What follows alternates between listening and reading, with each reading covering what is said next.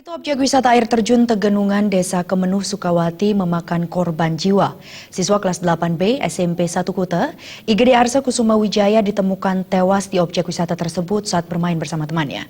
Korban merupakan anak ketiga dari Camat Kuta, Gede Rayu Wijaya. Informasi yang dihimpun di lokasi kejadian, IGD Arsa Kusuma Wijaya mendatangi objek wisata air terjun Tegenungan Rabu pagi sekitar pukul 8.30 WITA.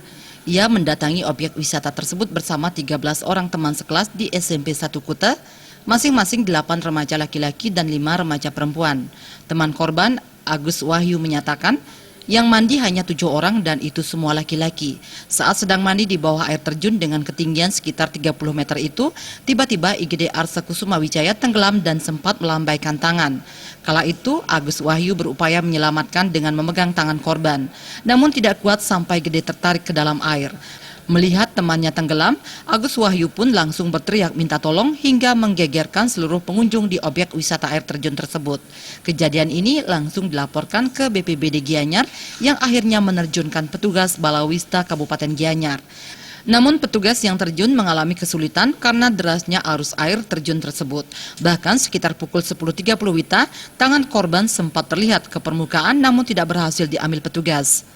Kepala BPBD Gianyar Anak Agung Gede Oke Digjaya mengatakan, di tempat jatuhnya air terjun itu ada kubangan yang dalam dengan perputaran arus yang kuat. Jadi diperkirakan mayat korban lama berputar di arus itu. Derasnya arus ini pun membuat proses evakuasi berlangsung selama berjam-jam. Hingga Rabu siang sekitar pukul 12.30 WITA, didatangkan petugas Basarnas Bali dan tim SAR Polda Bali untuk membantu proses evakuasi. Setelah 30 menit berselang, tim gabungan ini kembali dikejutkan dengan munculnya tangan korban, namun kembali tidak berhasil diselamatkan petugas. Hingga pukul 13 WITA, barulah tubuh korban mengambang ke permukaan dan langsung ditangkap petugas untuk dievakuasi. Nah, saat dievakuasi petugas, korban yang dalam kondisi telanjang ini sudah tidak bernyawa.